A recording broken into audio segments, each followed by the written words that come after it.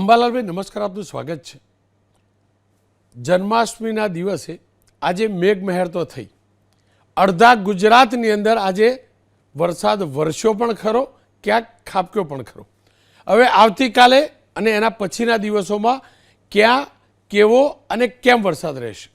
તારીખ 20મી ઓગસ્ટ સુધીમાં લગભગ રાજ્યમાં સાર્વત્રિક વરસાદ થઈ જશે. પરંતુ રોનકભાઈ, આ વખતે વરસાદની સ્થિતિ અંગે જોઈએ તો તારીખ 27 ઓગસ્ટ સુધીમાં તો એક પછી એક સિસ્ટમો બની રહી છે, જેના કારણે ભારેથી અતિભારે વરસાદ થવાની શક્યતા રહે છે. સૌરાષ્ટ્રના ઘણા ભાગોમાં અણધાર્યો ખતરનાક વરસાદ થવાની શક્યતા રહે છે, જેમાં દક્ષિણ સૌરાષ્ટ્રના ભાગો અને ભાવનગરના ભાગો, મહુવાના ભાગો, ઉનાના ભાગો, આ ઉપરાંત લગભગ જૂનાગઢના ભાગો અને રાજકોટના ભાગોમાં પણ ભારે વરસાદ થવાની શક્યતા રહે છે. આ ઉપરાંત દ્વારકાના ભાગો અને પોરબંદરના ભાગોમાં પણ ભારે વરસાદ થવાની શક્યતા રહે છે. જામનગરના ભાગોમાં પણ ભારે વરસાદ થવાની શક્યતા રહે છે. એટલે સૌરાષ્ટ્રમાં વરસાદ નહોતો, પણ વરસાદની મેર થાય એવું સૌરાષ્ટ્રમાં કૃષિ ભાઈઓ ઈચ્છતા હતા, પણ વરસાદ કેર ના બની જાય એ જોવું રહ્યું. કારણ કે પાક તો મોટા થઈ ગયા છે, પણ નીચાણવાળા ભાગમાં થોડી કેર ગણી શકાય. પાણીની નિકાલ વ્યવસ્થા હોય તો કંઈ વાંધો નહીં. પરંતુ આ વરસાદથી સૌરાષ્ટ્રમાં અને ગુજરાતમાં એક મોટો ફાયદો એ થશે કે પાણીના તળ ઊંચા આવશે. હવે દક્ષિણ ગુજરાતમાં પણ ભારેથી અતિભારે વરસાદ થવાની શક્યતા રહે છે, જેમાં આહવાડના વરસાદના ભાગમાં ભારેથી અતિભારે વરસાદ થવાની શક્યતા રહે છે. તાપી નદીનું જળસ્તર વધવાની શક્યતા રહે છે. આ ઉપરાંત લગભગ સુરત, નવસારીના ભાગોમાં પણ ભારેથી અતિભારે વરસાદ થવાની શક્યતા રહે છે. ખંભાત, જંબુસરના ભાગોમાં વરસાદ થવાની શક્યતા રહે છે.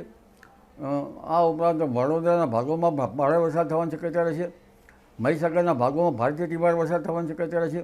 હજુ પણ અમદાવાદ, ગાંધીનગરના ભાગોમાં ભારે વરસાદ થવાની શક્યતા રહે છે. આ ઉપરાંત મહેસાણાના ભાગો, પાટણ, સમી હારીજમાં વરસાદ થવાની શક્યતા રહે છે. પરંતુ મહેસાણાના કેટલાક ભાગોમાં અતિભારે વરસાદ થવાની શક્યતા રહે છે. અને સાબરકાંઠાના ભાગોમાં પણ અતિભારે વરસાદ થવાની શક્યતા રહે છે કેટલાક ભાગમાં. પંચમહાલના ભાગોમાં પણ કેટલાક ભાગમાં અતિભારે વરસાદ થવાની શક્યતા છે. એટલે આ અતિભારે વરસાદથી નીચાણવાળા ભાગો છે એને સાવચેત રહેવાની જરૂર છે, કારણ કે પૂર જેવી સ્થિતિનું નિર્માણ થઈ શકે છે.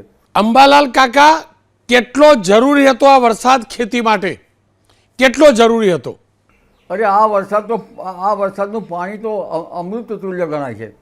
કારણ કે મઘા નક્ષત્રનો વરસાદ પહેલાંના વખતમાં પાણીની ટાંકીઓમાં આ વરસાદનું પાણી સંગ્રહ કરવામાં આવતું હતું, જે વર્ષ સુધી ચાલતું હતું. પણ આ વરસાદના પાણીથી પાકનો ઉગાવો સારો થાય, એટલે વરાપ નીકળે તો આ વરસાદના પાણીથી પાકનો ઉગાવો સારો થવાની શક્યતા રહે છે. આ વરસાદ જો માફકસરનો પડે તો સોના જેવો વરસાદ ગણી શકાય, અને જો ભારે વરસાદ થાય તો કેર જેવો ગણાય. પરંતુ આ વરસાદનું પાણી તો પાણી જ છે.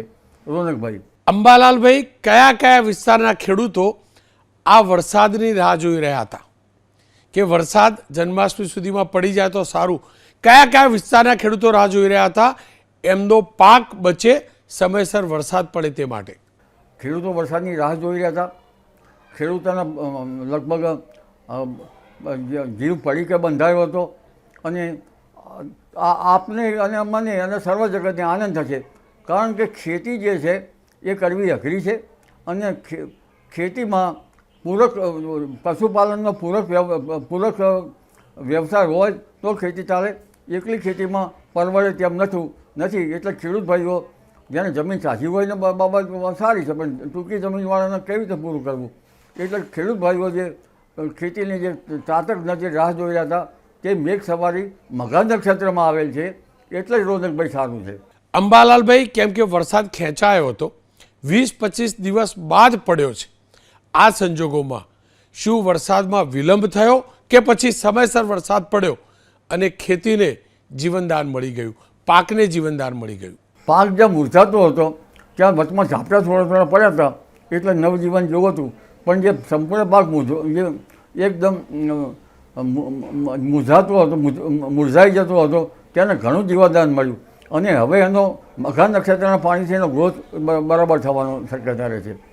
પરંતુ મઘા નક્ષત્ર પછી 30મી ઓગસ્ટે જે વરસાદનું પાણી આવશે, 30-31 પૂર્વ ફાલ્ગુની, એ તો બિલકુલ સારું નહીં. ત્યારે ખેડૂત ભાઈઓ જો કવરાપામાં ખેતી કરે, એટલે કે વરાપ ન થઈ હોય તો ખેતી કરે, અને આંતરખેડ વગેરે કરતો પાક પીળો પડી જવાની શક્યતા છે. એટલે આ 15 દિવસ તો જે વરસાદ જે છે એ સોના જેવો વરસાદ ગણી શકાય. અલબત્ત ભારે વરસાદ જે છે, ભારે તો ભારે, પણ વરસાદનું પાણી તો છે, જેથી જમીનના તળ પણ ઊંચા આવવાની શક્યતા છે. જી રોનકભાઈ.